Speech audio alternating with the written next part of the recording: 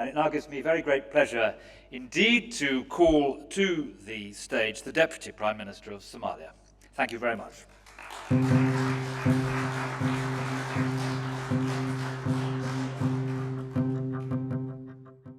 Minister Mitchell, other ministers, head of delegates, leaders of global institutions that on everyday basis work on one of the most noble actions on regular basis, I bring to you greetings and good hope from Somalia.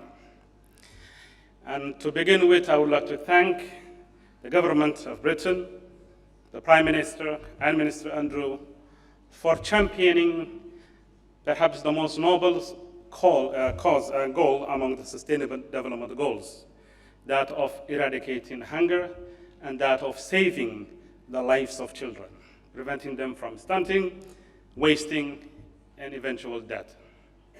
There is none more profound objective to pursue than this one.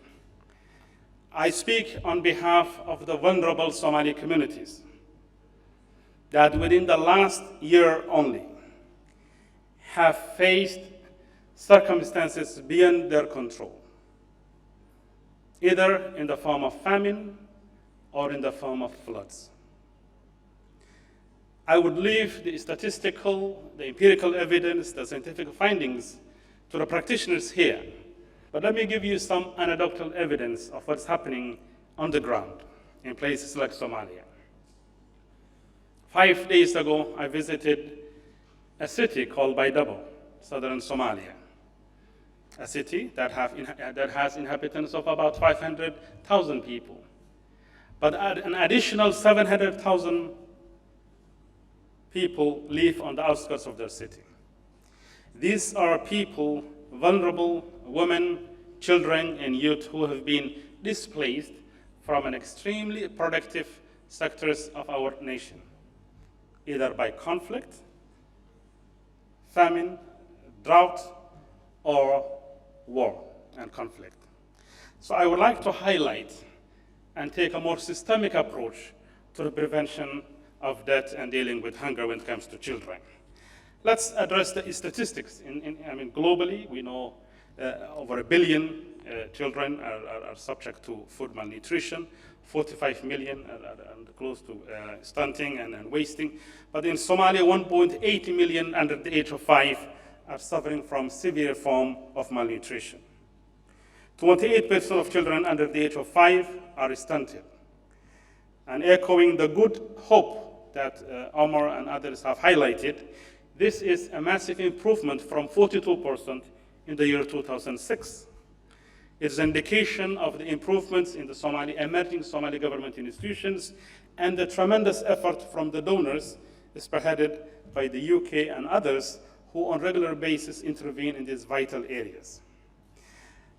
But the message I would like to bring from the Horn of Africa, we have similar situations in the larger African continent, to this global forum, and hopefully we will take our findings to the next scope in terms of coming with a much more concerted and collective effort globally and a more systemic approach at the national level in terms of combating child hunger.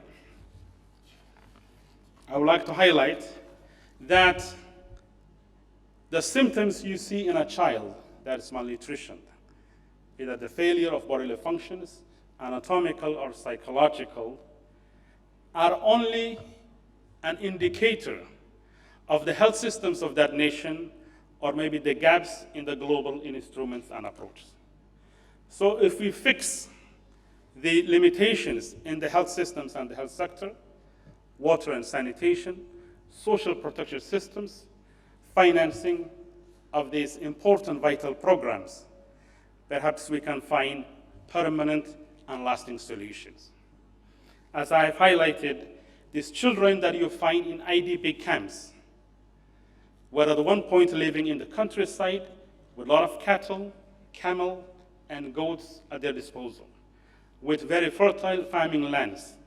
But because of conflict, climate change, and other natural and man-made disasters, their lives have been disturbed, their livelihoods have been disturbed. What are we doing as a government to address this issue? I think to echo yet again the positive hope. One of the missing elements in the effort to both treat and prevent child malnutrition was the absence of a viable state institutions in Somalia. And I think I can say with certainty that for the first time we have more than 10 Somali ministerial institutions, ministries, working on different aspects contributing to the prevention of hunger. I would like to highlight that for the first time we have a national social protection policy and safety net, something that was in the past purely a prerogative of international NGOs or local NGOs. We're trying to develop a single social registry so that because in terms of preparedness and prevention, having the right data and information is of significant importance. So it's a total government approach that we're working on, and we are very glad that we're here to pick on the insights, the comparative analysis, the perspectives that others are getting from different places, and I think collectively working together, we can bring about a transformational change and a more sustainable approach to this agenda. Thank you very much, ladies and gentlemen.